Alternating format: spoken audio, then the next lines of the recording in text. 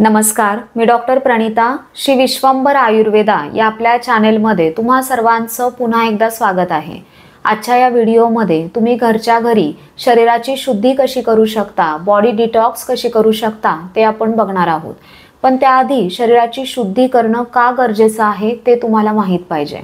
तसं तर आपल्या शरीरातले नको असलेले घटक, टॉक्झिन शरीराच्या बाहेर टाकण्याची सिस्टीम ऑलरेडी आपल्या शरीरामध्ये आहे।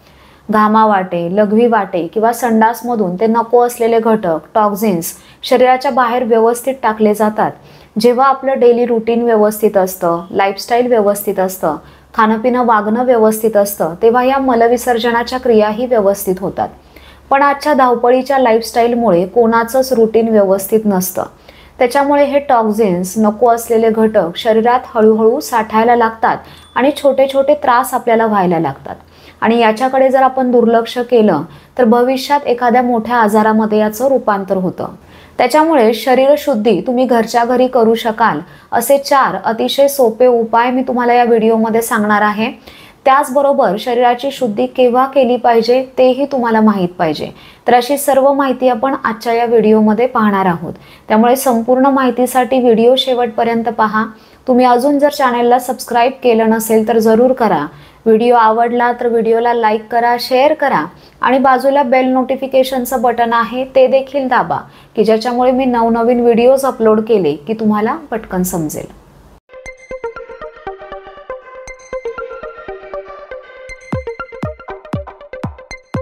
आपण आहार घेतल्यानंतर त्या अन्नाचं व्यवस्थित पचन झालं तर त्या अन्नाच्या सार भागापासून आहार रस तयार होतो आणि त्या आहार रसापासून रसादी सप्तधातूंची निर्मिती आणि पोषण होते। आणि जो अन्नाचा नको असलेला भाग आहे, किट्ट भाग, त्याच्यापासून मलांची निर्मिती होते आणि ते मल वेळोवेळी बाहेर टाकले जातात। पण जेव्हा आपल्या पाचकाग्नीची अन्न पचवण्याची ताकद कमी होते, मेटाबॉलिझम बिघडतं, तेव्हा अन्न व्यवस्थित पचलं जात नाही आणि त्याच्यापासून अपाचित आहार रस, ज्याला आम असं म्हटलं जातं, तर तो शरीरामध्ये साठायला लागतो आणि हळूहळू तो शरीरभर पसरायला लागतो, जो एखाद्या विषाप्रमाणे काम करतो। म्हणूनच याला आमविष असं म्हटलं जातं।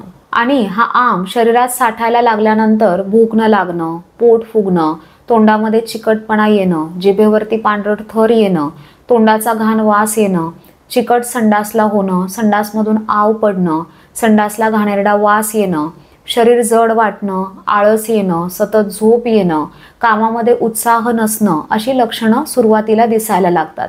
आणि याच्याकडे जर तुम्ही दुर्लक्ष केलं तर हा आम शरीरभर पसरतो आणि त्याच्यानंतर पचनाचे आजार, सांध्यांचे आजार, त्वचेचे आजार, इम्युनिटी कमी होऊन सतत आजारी पडणं असे प्रकार व्हायला लागतात। त्याच्यामुळेच अगदी इनिशियल स्टेजला शरीराच्या तक्रारी जेव्हा सुरू होतात तेव्हाच तुम्हाला बॉडी डिटॉक्स करण्याची गरज आहे हे लक्षात घ्या। जर तुम्ही फिजिकली आणि मेंटली एकदम फिट आणि फाईन असाल, सगळ्याच बाजूने तुम्ही एकदम व्यवस्थित असाल, तरी तुम्ही बॉडी डिटॉक्स केली पाहिजे। याने तुमचं आरोग्य चांगलं राहतं। शरीर शुद्धी करण्याचा पहिला सोपा उपाय आहे तुमच्या दिनचर्येमध्ये योग्य ते बदल करा। कोणते बदल करायचे तर आयुर्वेदामध्ये ब्राह्म मुहूर्तावरती उठायला सांगितलेलं आहे, म्हणजे सूर्योदयाच्या साधारण 1.5 तास आधीचा काळ। हे जर तुम्हाला शक्य नसेल तर तुम्ही किमान सूर्योदयाच्या आधी उठलं पाहिजे, कारण या काळामध्ये वातदोषाचं आधिक्य असतं आणि त्याच्यामुळेच या काळामध्ये अपान वायूचं मलमूत्र विसर्जनाचं काम व्यवस्थित होतं। या काळामध्ये पॉझिटिव्ह एनर्जी असते, त्याच्यामुळे अभ्यास, योग, ध्यान, मेडिटेशन हे सर्व करण्यासाठी हा काळ शुभ मानला जातो। त्यानंतर दात साफ करणं, टंग स्क्रॅपरने जीभ साफ करणं हे तुम्ही केलं पाहिजे। त्यानंतर तिळाचं तेल, मोहरीचं तेल, खोबरेल तेल किंवा इतर औषधी तेल तुमच्याकडे असेल तर थोडंसं तेल कोमट करून ते संपूर्ण अंगाला हलक्या हाताने लावा, अभ्यंग करा। याने त्वचेच्या खालचे जे नको असलेले घटक आहेत, टॉक्झिन्स आहेत, तर ते लूज पडतात आणि त्यानंतर तुम्ही स्टीम घेतली, गरम पाण्याची वाफ घेतली की उष्णतेमुळे त्या छिद्रामधून ते टॉक्झिन्स बाहेर पडायला मदत मिळते। तुम्हाला स्टीम घेणं शक्य नसेल तर तुम्ही अभ्यंगानंतर थोडा वेळ थांबून गरम पाण्याने अंघोळ करा किंवा गरम पाण्याच्या पिशवीने, हीटिंग पॅडने तुम्ही शेक घेऊ शकता। त्याच्यामुळेच आयुर्वेदामध्ये दररोज अभ्यंग करायला सांगितलेलं आहे। याचे आपल्या आरोग्यासाठी भरपूर फायदे आहेत।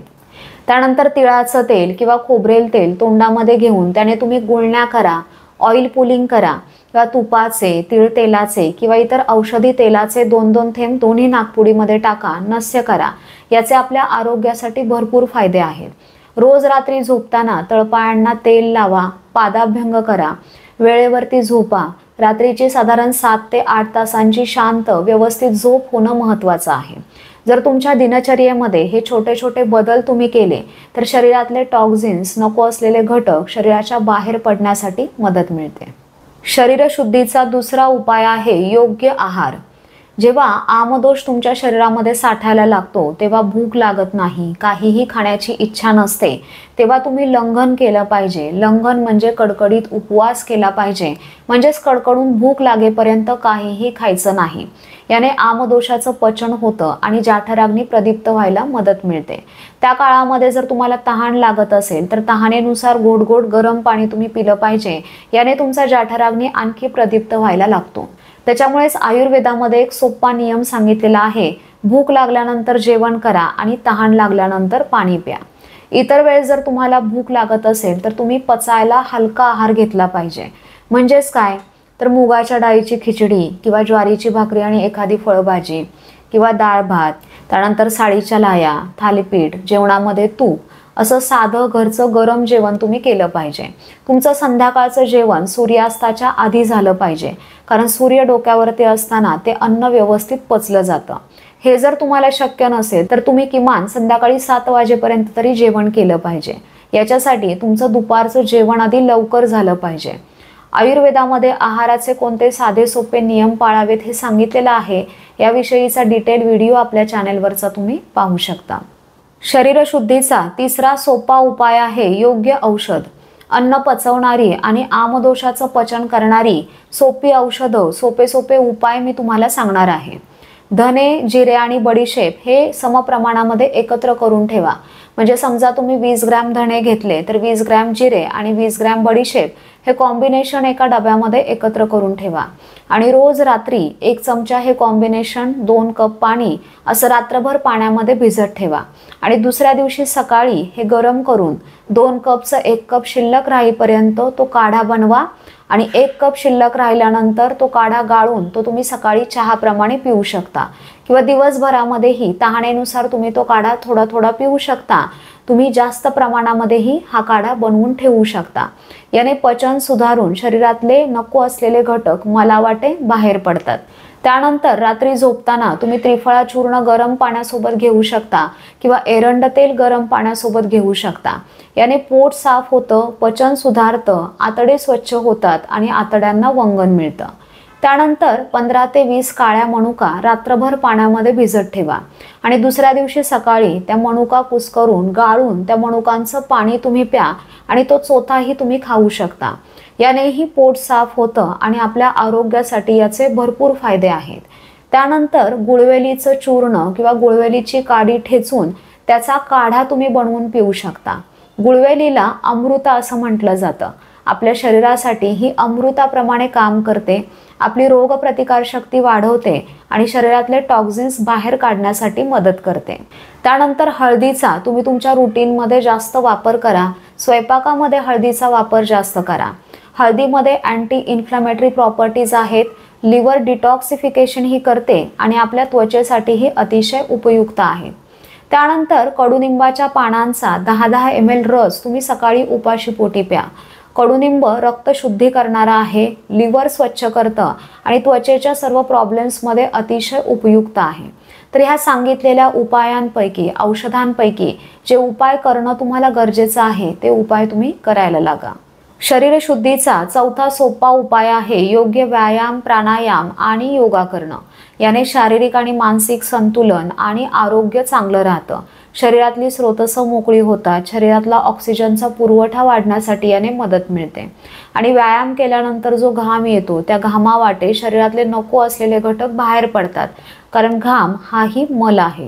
तर अशा प्रकारे ज्यांना शरीरशुद्धीसाठी पंचकर्म करायचे नसतात पण घरच्या घरी शरीराची शुद्धी करून घ्यायची असते, त्यांनी या व्हिडिओमध्ये सांगितलेले 4 उपाय आपल्या डेली रुटीनमध्ये करायला लागा. याने टॉक्झिन्स बाहेर पडतात, शरीर स्वच्छ होतं आणि हलकं वाटतं. तर हा व्हिडिओ तुम्हाला कसा वाटला ते कमेंट करून सांगा. या व्हिडिओविषयी काही शंका तुमच्या मनामध्ये असतील तर त्या देखील कमेंट करून नक्की विचारा. पुन्हा भेटूयात नवीन टॉपिक सोबत नवीन व्हिडिओमध्ये. तोपर्यंत धन्यवाद.